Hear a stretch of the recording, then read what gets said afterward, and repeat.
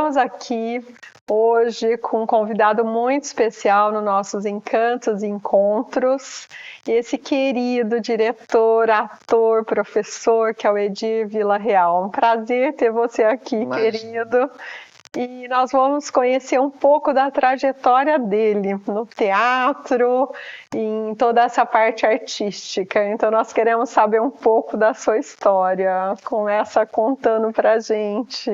Sim, a gente começa como o Titanic, né? Foi há 84 anos, estou brincando. Sabe o que é, Maria Rita? Eu, na verdade, sempre fui muito ligado ao teatro. Desde pequeno, se eu for voltar, regressar mesmo de quando eu comecei, foi desde pequeno. Não dá nem para contar, né? Não dá nem para contar. Em casa eu fazia peças, em casa eu fazia meu irmão me filmar fazendo filmes de terror. Que legal! Aí na escola, quando eu era, desde o pré, né? Na minha época era pré, não sei se ainda chama pré. A gente fazia os teatros, eu acabava encabeçando, roteirizando. Minha mãe me ajudava, mandava fazer figurino, então sempre me incentivou. Então eu sempre gostei. Eu venho de Tuverava, né, que é uma cidade pequena. Então assim, lá, até quando eu era pré-adolescente, tinha um grupo de teatro lá. E eu cheguei a ingressar. Eu devia ter uns 11 anos, por aí, de 11 para 13. Então já veio na veia mesmo, né? Mas sabe o que é o mais doido? Nesse momento, por outras questões, por questões de, sei lá, de timidez, talvez pré-adolescência, batendo, não sei o quê, eu brequei. Eu saí do grupo, a gente ia apresentar, eu não apresentei, e depois eu nunca mais pisei num teatro. Aí cresci, né? Aí adolescente, adulto, fiz a faculdade de Direito. Quando eu concluí Direito e fiz a OAB, inclusive o OAB e tudo, isso eu tô falando de 2005, eu conheci a escola, né, o TPC, e aí eu fui lá como aluno, me matriculei, e depois não parei. Gente, olha que história fantástica! Não, e que legal, porque o TPC eu acho que é uma família, né? Antes de ser uma escola de teatro, é uma família. E eu também descobri o TPC, foi por acaso, fui lá fazer uma aula experimental e realmente faz 3 anos, nunca saí. Nunca saí. E você ainda me resgatou nessas últimas peças. Sim, não vou deixar isso pra mais não. E como professor foi muito, muito interessante que o Edir foi meu professor no 2º ano de teatro e nós tivemos experiências incríveis.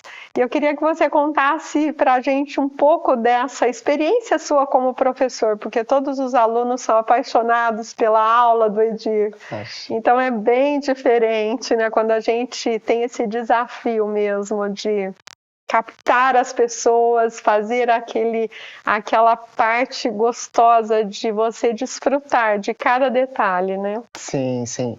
Não, eu acho que o mais importante, eu falo isso sempre que eu inicio um nível, como você sabe, né, eu tenho mais assim, ou produções ou nível 2. O nível 2 é o aprofundamento em Stanislavski, né, que é o teatro realista / naturalista, e eu sempre falo para as turmas assim, lógico, você vai aprender a fazer mais uma composição de personagem, criar camadas, você vai aprender mais sobre monólogo interior ou subtexto, você vai aprender mais a construir personagem, desenvolver um senso crítico. Só que eu falo, se você sair daqui tendo o entendimento de que você está num grupo e você criar aquele senso de responsabilidade de grupo, porque é que nem a gente fala, diferente de uma prova de idiomas. Exatamente. Você vai lá, se você estuda, bem, se você não estuda, só quem se lasca é você. Agora ali não, um depende do outro. A gente tem um ritualístico, né, que é aquele eu seguro minha mão na sua e tudo mais. Por quê? Porque a gente precisa fazer isso juntos. Então eu falo, se vocês saírem daqui com essa consciência de que vocês mesmo que não vão seguir a profissão, porque é uma escola livre, então assim, você tem ali pessoas de todas as idades, com todas as expectativas, que foram lá só para quebrar a timidez, para melhorar a sua oratória, ou pessoas que querem seguir a carreira, mas eu falo, independente disso, precisa do outro. Então assim, se você sair daqui tendo esse senso de responsabilidade de grupo, eu já vou me considerar assim, satisfeito. Vou falar, não, fiz o que eu queria. E esse é o grande diferencial, né? Porque realmente nas suas aulas a gente tem contato com vários grupos e todos os grupos a gente acaba virando uma família. Cada peça é única, cada ponto de aula que a gente explora. Eu lembro de alguns exercícios que você dava em aula para a gente explorar esse lado mesmo de comunicação e integração com todos. Sim. É muito interessante. Então foi assim um diferencial muito grande de eu ter passado o primeiro ano com você e agora ter participado de uma peça muito incrível que foi a Sonata dos Espectros.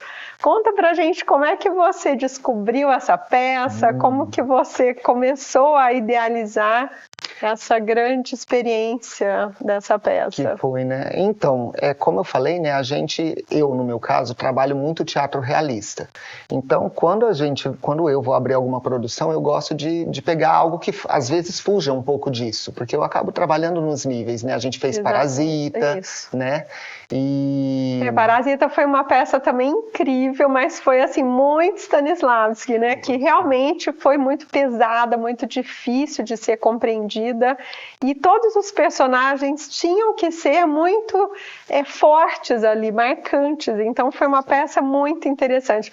E o incrível, você conseguiu fazer com que todos se moldassem de uma forma que um ajudasse o outro. Então isso foi muito legal também. É por isso que eu falo, né? O mais importante, acho que aconteceu ali.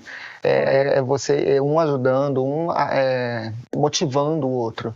Foi. Agora o Sonata, respondendo sua outra pergunta, foi mais ou menos assim. Eu sempre gostei muito de alguns autores internacionais, né? Eu gosto muito do Henrik Ibsen, eu já montei coisas dele. Gosto muito do Tennessee Williams, amo, aliás, é o meu favorito.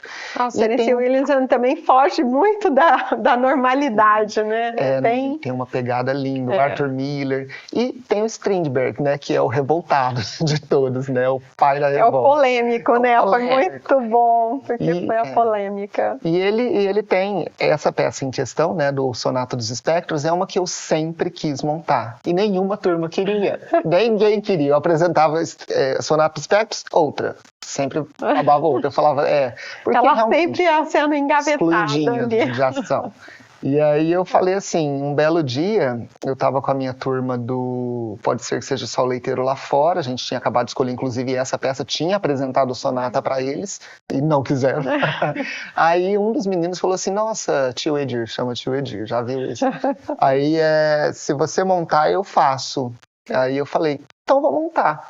Aí nisso fui lá, lancei, meti a cara, falei, vou chamar o pessoal, chamei a Maria Rita, que prontamente atendeu. Fiquei muito feliz, porque foi um desafio, como todas as peças que você monta, é um desafio, porque são personagens muito interessantes. Vocês não iam reconhecer ela nessa peça, jamais. Realmente. Jamais. Foi transformador, foi um personagem muito intenso, mas foi vibrante de conquistar. Eu acho que cada personagem a gente conquista, né? Uma pegada expressionista, foge totalmente daquele plano da realidade. Então as personagens, elas tinham uma caricatura, né? Um jeito mais expansivo assim de atuar, mais diversificado. O cenário também era, vamos dizer assim, posto de uma forma para... Né? Sombrio. Sonata dos Espectros, já imagina, né? Coisa boa. Sombrio. Mas sabe o que eu acho mais legal? Porque, por exemplo, o Strindberg, né? Ele essa fase que ele escreveu, eu lembro que eu falei isso para vocês, ele estava numa fase muito conturbada, né? Foi em 1895 que ele escreveu essa peça, e depois ele conseguiu fazer com que ela fosse para o palco em 1906, né? Nossa, você tá lembrando mais que eu. Rapaz. Eu dei uma estudada quando eu fiz a peça. Muito bom. Eu não lembrava da data exata. E ele tava.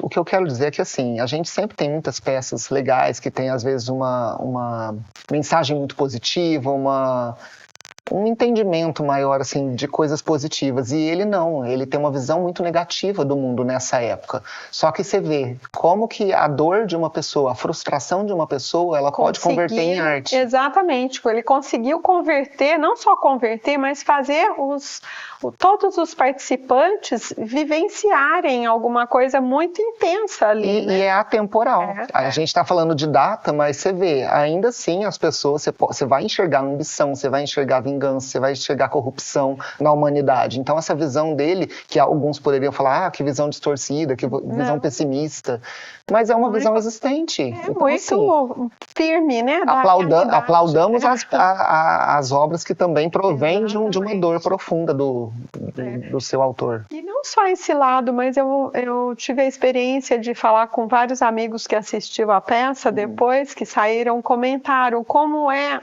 importante a gente vivenciar uma realidade que ela foi escrita em 1895 e foi estreada em 1906 e até hoje ela ainda está muito atual, porque são conceitos e preconceitos que ele demonstra na peça que são muito atuais para a gente sentar e debater.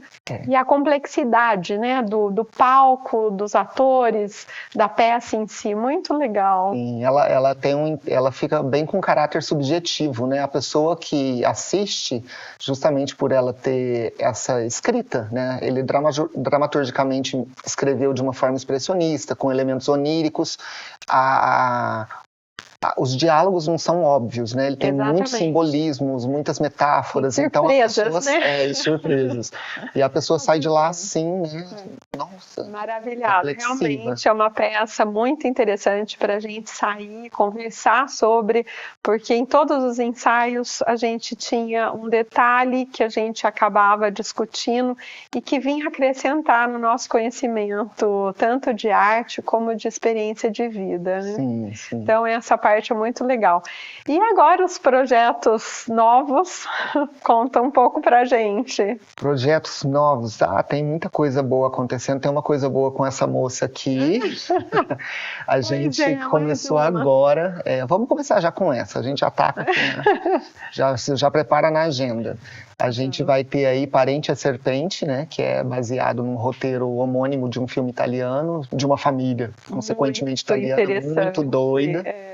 E com uma mensagem muito linda sobre a forma como os idosos são tratados. Então eu acho muito legal. Porque tem toda uma comédia, mas o doido é isso, né? Você não vê nenhuma comédia que tem politicamente está acontecendo coisas boas. É sempre alguém se dando mal. Exatamente. Então senão não tem o conflito. Sempre tem um sinal, né, para acontecer. Eu não lembro de nenhuma. Se me perguntar aqui, uma comédia que está acontecendo tudo de bom com o protagonista. Não, está acontecendo tudo de ruim. Mas é aí que vem a comédia, né? Aí que vem a forma como você põe, né? O jeito que você escreve vira um drama ou vira uma comédia. É uma bifurcação bem legal, assim. E realmente esse projeto foi um projeto muito interessante, que quando o Edi me falou dessa peça, eu não tinha nem como ler o roteiro todo para dizer que eu iria participar, porque eu já conhecia o filme, eu achei assim muito interessante. E ontem, no nosso primeiro ensaio, realmente foram pessoas fantásticas, atores e atrizes muito já de longa data do TPC. Outros resgates. E foi muito interessante a gente começar já os ensaios. Em outubro, então, teremos Parente a Serpente. Parente a Serpente. Achei muito bonito que você falou que assistia com seus filhos. Você me tocou muito quando você falou isso. Achei muito bonito. Todo final do ano a gente tinha esse vídeo, ainda era aquelas fitas de videocassete que a gente colocava, e esse estava assim na primeira fila para a gente assistir, porque como os meus avós eram italianos e eu tinha esse monólogo de cada um e contando histórias mesmo para eles, e a gente resgatava muito essa parte da família, dos ancestrais, de como era, e as histórias também que vinham de outras pessoas, e isso misturava com o filme que a gente realmente sentia aquele prazer, muito legal. Sim. E vamos falar um pouco agora da sua peça, né, que está vindo a semana que vem, a sua atuação, porque além de produtor, diretor, professor, ele é um ator. ator fantástico.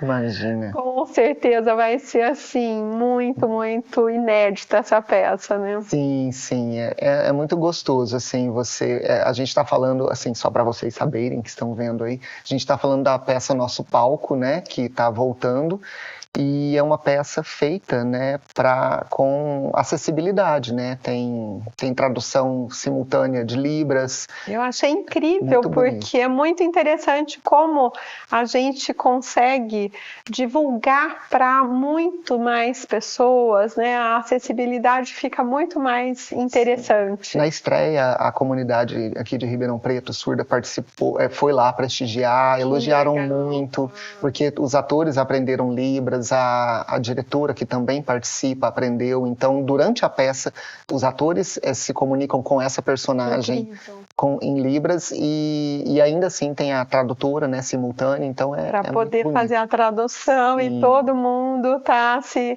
deliciando. E fora que ela tem uma roupagem, assim, dos filmes chaplianos, assim, então a gente está falando aí daquela pegada trintista, bonita, do cinema mudo, né? Então é muito bonita, é uma delicinha. Olha lá, tá vendo? Como tudo que vem de você, né? Fica assim, muito, muito legal, fica muito inédito e é muito prazeroso, porque realmente a gente tem um resgate de pontos perdidos durante a nossa vida, e aí quando você chega no teatro, você se depara com tudo isso, né? Sim, não, teatro todo mundo fala, né, uma terapia, mas eu acho até que é mais do que isso. Eu acho que o teatro é um momento de encontro consigo mesmo, né? A pessoa que faz o teatro, que nem eu disse, né, principalmente lá no TPC, onde eu trabalho há quase 20 anos. Que é uma escola de família, que é família, né? Porque você tem todas as idades, todos os desejos, sonhos diversificados. Então, assim, as pessoas falam muito isso, que se encontram e que desenvolvem tudo isso. Nossa, cada depoimento lindo que você fica bobo, assim, de ouvir. Na nossa turma mesmo, né? Nós tivemos um amigo na minha turma dos Parasitas, que realmente teve um depoimento muito interessante, e depois ele veio a fazer essa peça agora comigo, que é Aparente a Serpente. Então foi assim um encontro muito gostoso de você reencontrar pessoas que você já trabalhou junto, já teve experiências juntas. Então é incrível, né? Sim. Aliás, para quem não viu o Sonata, no caso, né, a gente vai ter reapresentações aí também. Com certeza, esse é um projeto nosso também, junto com a nossa produtora cultural, a Carol. Beijo, e realmente ela é fantástica e tem muita garra para estar colocando a gente em novos projetos, em novos desafios aí com a peça Sonata dos Espectros.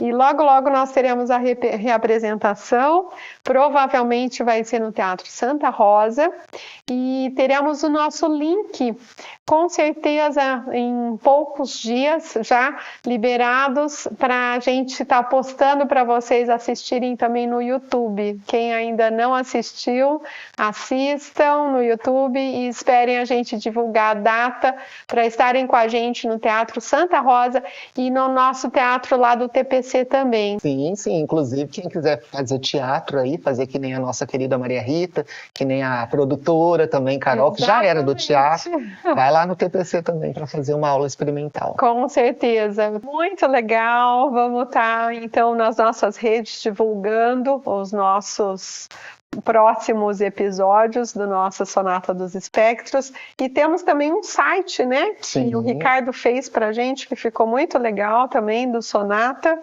que é o site oficial do Sonata. O Thiago, nosso produtor, vai colocar pra gente, divulgar para vocês.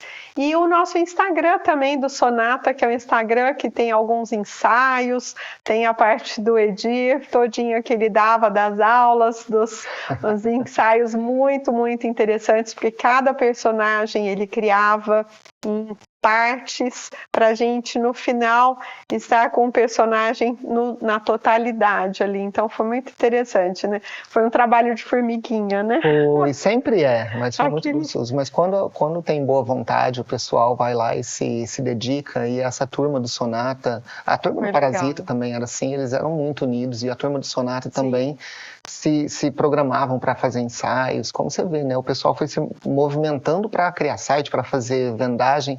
Você fez aquele gesto lindo da inauguração também, com as flores. Foi tudo muito bonito. Foi muito lindo, né? A gente ter o lado das flores, desse amor, dessa dedicação. Então é muito interessante que no final a gente colhe os frutos. É verdade. Muito obrigada, foi muito legal ter você com a gente, foi assim, um prazer imenso ter você nos nossos encontros e esperamos as próximas novidades, com certeza. Pode contar comigo. Como no teatro, né?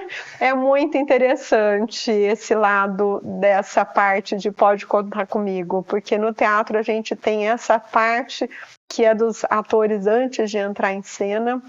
E é interessantíssimo, né? É muito bonito, é um momento ritualístico e geralmente o processo da finalização. Apesar de que a gente sempre fazia, para sempre evocar realmente esse sentimento de grupo, de pertencimento daquele grupo, né? Então, e de depender um do outro. Eu dependo de você, eu preciso de você, eu preciso que você dê o seu melhor. É verdade. É isso. E é muito interessante, porque a hora que o Edir começa a falar essa frase, todo mundo parece que tem uma energia extra que a gente não sabe de onde vem. Mas é essa parte do eu posso contar com você e você pode contar comigo e a energia flui, né? É uma comunhão, um interesse em comum, né? Muito bonito. Muito legal. Ai, que bom, muito lindo. Muito obrigada. Muito obrigada. E vamos fazer outros episódios para a gente saber mais sobre as novidades e sobre as histórias. Pode deixar. Até o próximo Encantos e Encontros e fiquem com a gente nas nossas redes sociais para a gente divulgar as datas dos novos episódios da Sonata dos Espectros.